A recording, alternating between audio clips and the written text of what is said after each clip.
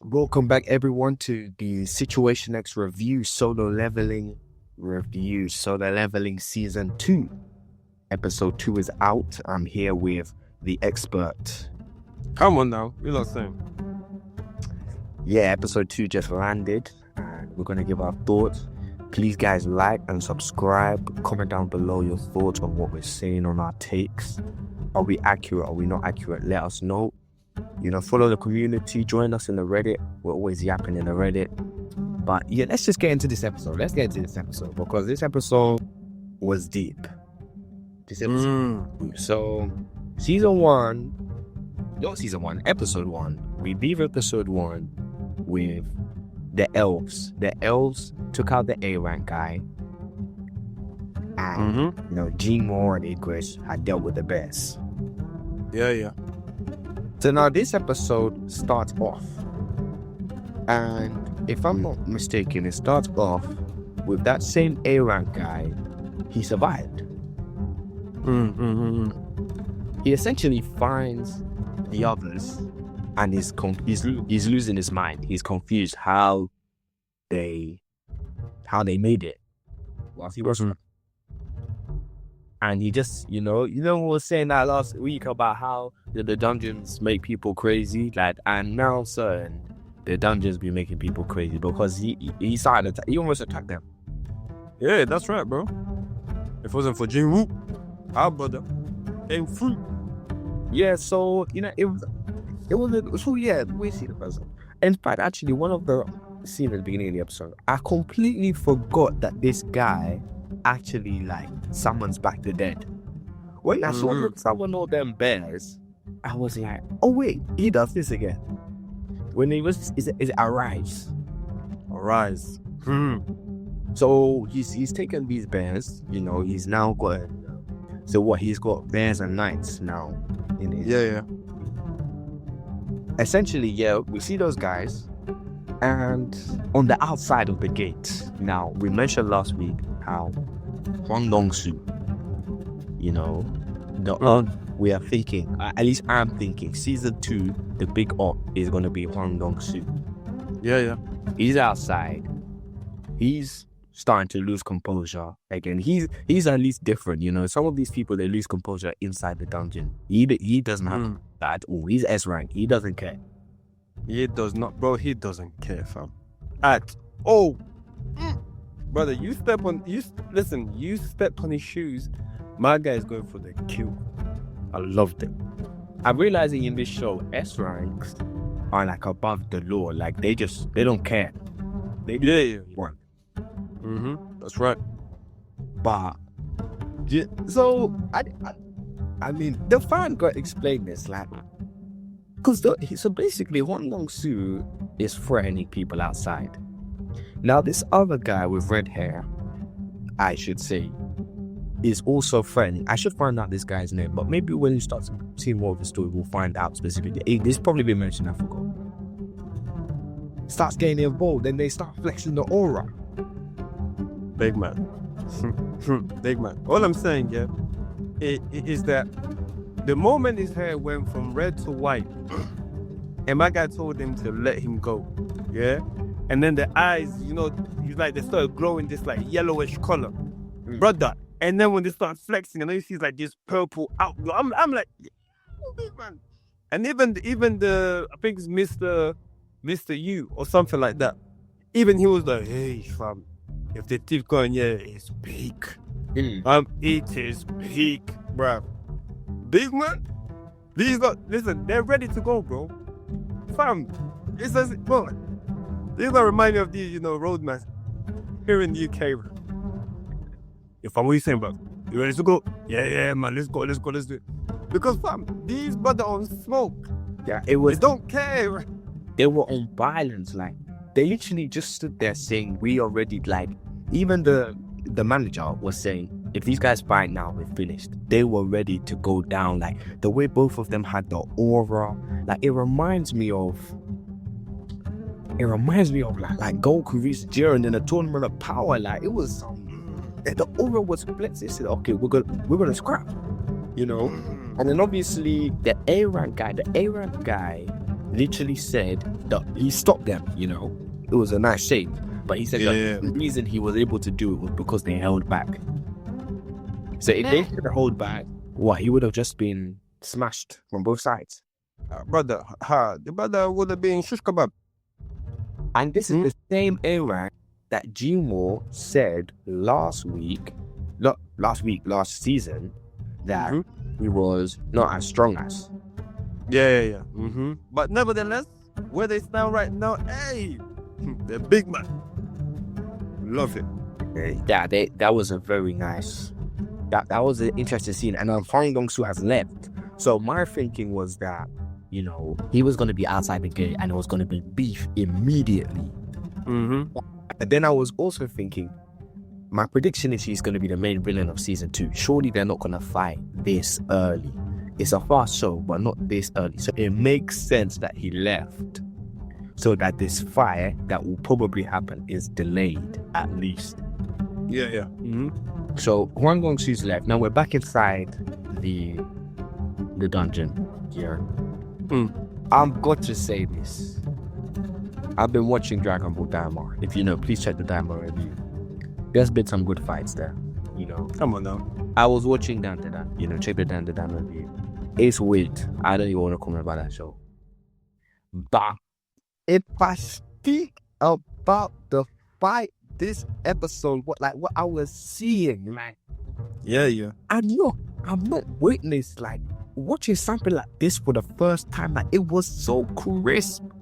The fight was so good. You know, I'm a traditionalist. I'm a traditionalist with anime. Like, I like hand-to-hand combat, you know. I watch these new shows. I just think it's a rip-off of something else or something like. Solo leveling and then fighting is so good. Bro, it's true, man. I agree. The fight, okay, so the elves pulled up. So the A-rank guys come to the camp. The A-rank guy, but the elves have now pulled up. And then he summoned his guys. But wait, bro. Don't forget, yeah, that before these lot pulled up, yeah, these lot were cloaked in some invisible thing, fam. You get me? Fam, it's only after he mashed up the A-rank guy and told him, look at what you've done. You even brought some visitors with you. You know what I'm saying? And then he says to them, listen, you can't hide, what was it? I think he says you can't hide your strength presence. Hey, and then they reappear. Oh my goodness. As if to say, I saw, you know, we are here. Bro, serious. And like, the elves start fighting, obviously, his soldiers. He summoned the men. And then we're not fighting. We're seeing beautiful animation. Like, beautiful animation. I will wait 1 year for animation like that. Beautiful animation. And then we see the big scrap of Gmo versus the Elf King. I think they said his name is Barker. Yeah, Barker, fan like that. Yeah. So, and boy, oh boy, this fight was good. This fight was clean. And I think, as we were saying before, I think Gmo by himself is not S rank here. I think he's A rank. Yeah, I think he's just above A rank, but not S rank yet.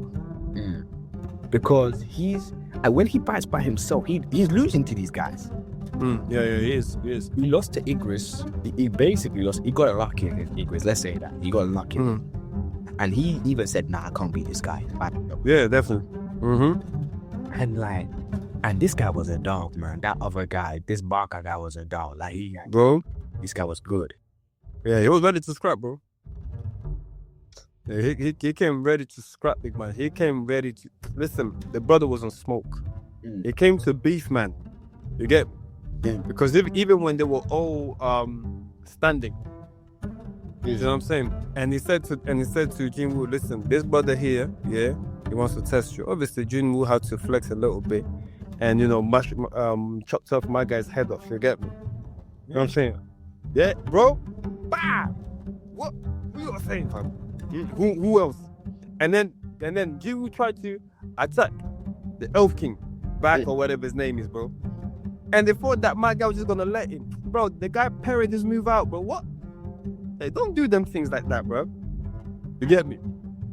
Fam, serious. And even Jinwoo recognized that even his soldiers were having a hard time with the Elf King.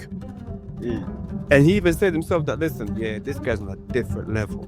Because, bro, he came in to kill. Nah, he was ruthless. And then when he separates himself from the rest of them, and we just see that scene, like, I'm sorry. That scene was just genius. Like, when they're both running at him, so the Elf King's running in front, the A-Rank's running in behind, and then we just see the scene cut and there's a big smoke. Bro? Oh, okay, what's he done? Maybe he summoned something else or something like that. I think he was summoning Igris or something. And then he got Igris to kill the guy. He instantly summoned the guy, instantly arised the guy, and brought him as a weapon to fight, to join the fight. He literally took out his enemies. He killed his enemy, raised his enemy from the dead to go fight his other enemy immediately. Now, this is like Naruto tactics. Brother, Shadow Clone, Jutsu. Big man, I said to myself, no, this is genius. Nah, genius. It's the whole smoke cloud that they did, bro. You know what I'm saying? I'm thinking to myself, it's my man powering up. In a way, he did. Because, brother, when my guy came out, when obviously he killed the A-Rank, but the A-Rank, he came out looking different. I mean, it was genius, and then he adds into the fight. Now he's able to control an A-Rank. Bro? So he can feel and control an A-Rank. Yeah, but you know what? I'm gonna say to you, bro. Yo, Jinwoo, ever since he entered this whole game system thing, the brother gained some serious swag, bro. Yeah, he has. Because fam, even the way he's fighting, is different. Even though he's recognizing that his enemy is a bad man, fam, he still got swag. Bro, the way him and Igris are doing the little tag team, fam.